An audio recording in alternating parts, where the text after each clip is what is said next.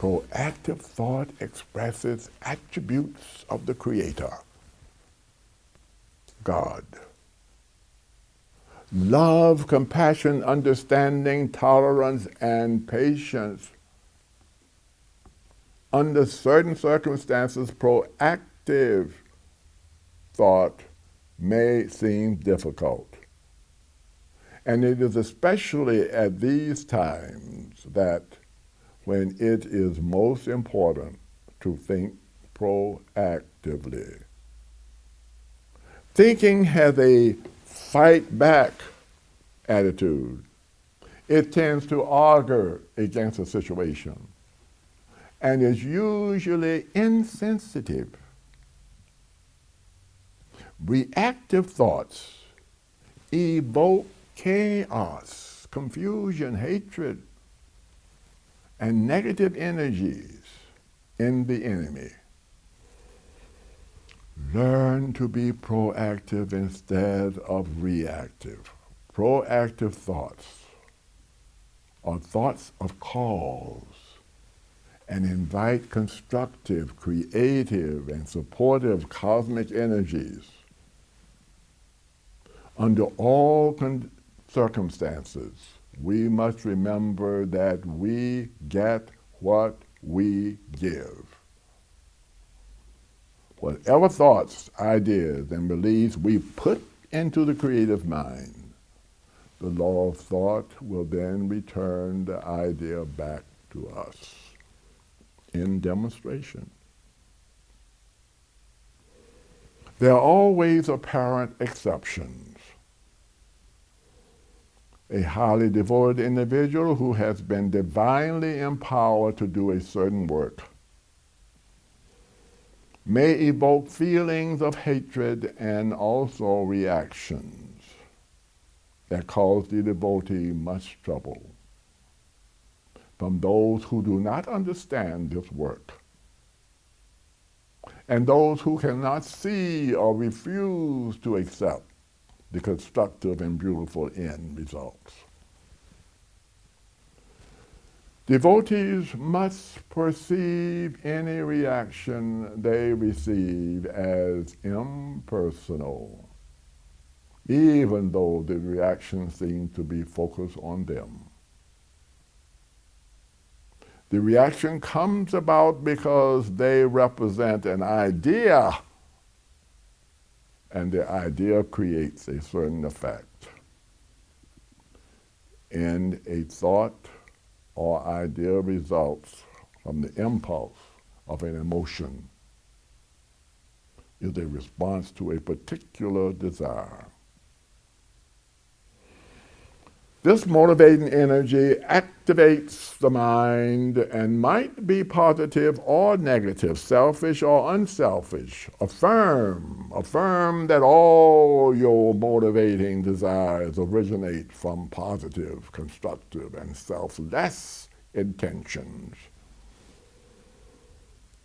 Keep in mind that the thought's vibratory energy, once created and constructed, will remain in the aura and form a vibratory magnetic wall, completely surrounding the body and producing its thought aura. This thought aura increases in strength as such thinking continues.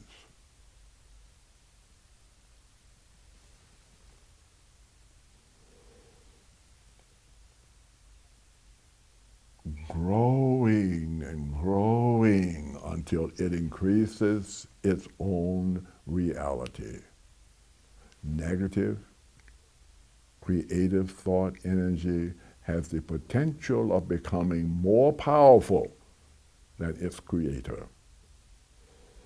The individual becomes obsessed by his or her own idea and is driven by its creation.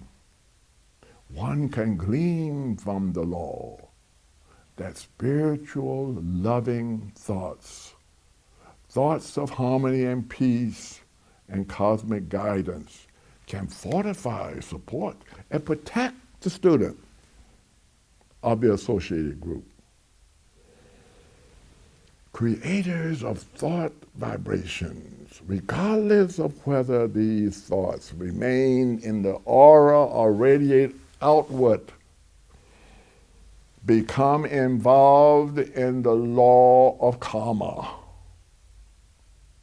These thought vibrations are children of their creations. Hence, the student must guard against creating negative thought that expresses any likes or dislikes. One should not use the energy of the mind and thought to make possible the desire that originates solely in the personality. Such must originate from the soul. Every sincere student should adhere to this. I wish to touch upon another form of thought energy that I have found to be prevalent, and one that causes much trouble, especially in local groups, activities, and larger organizational works. Personal matters that concern the group of people are not exempt from the effects of this type of poisonous energy. I'm referring to so-called facts and information, the news, if you care to call it so, the basis of what usually degenerates into gossip. Such thoughts may concern the lives of participants in the ritualistic work, in business, management, or even in making administrative decisions. For example, a person may come to you and relate a fact of so-called wrongdoing concerning someone or some situation. And being a sincere Rosicrucian student and committed to preventing any mental poisoning, you will realize that the so-called wrongdoing may be something that is wrongly perceived, or perhaps of a comic nature. It may in itself have a good and positive motive. You are faced with a choice, the result of which will produce consequences. You may either hand the information to another and thus put it into an endless circulation, or you may make a firm decision to not add to the conversation and stop it here and now with you. With you, it has come to a dead end. Visualize cosmic light and love flowing through you, stopping this negative energy from circulating. Let an abundance of love and cosmic soul stream forth through you to the alleged erring person or circumstance. An abundance of love and understanding, strength and knowledge flows along with inspiration for grasping and applying the lessons to be learned through the person's experience. You must not use force to do this, for you know that you must never, ever unduly influence another's mind. Let gentleness and wisdom guide you.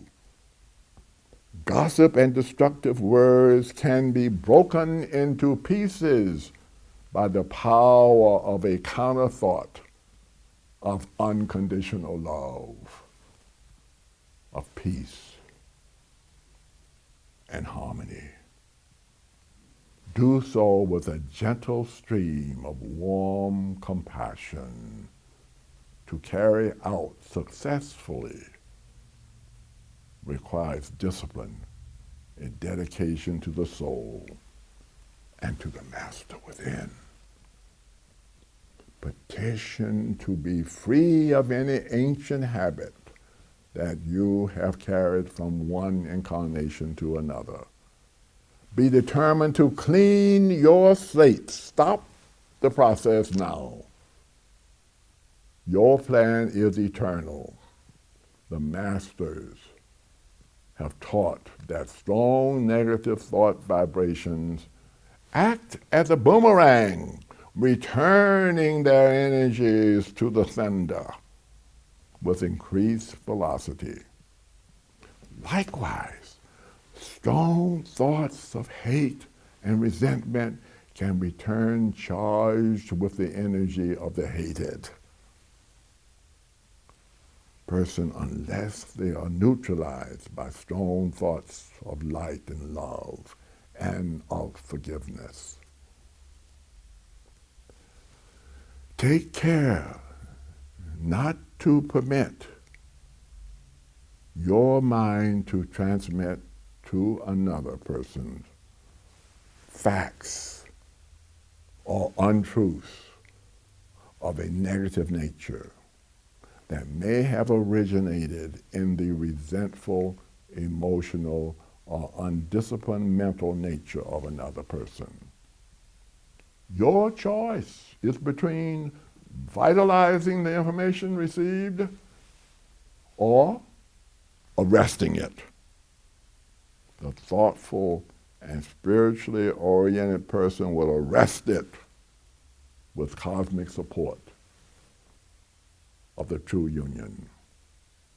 The action of restraining negative thoughts render the thought vibrations harmless, and cosmic law sends it back to the originator with cosmic power that may disintegrate it.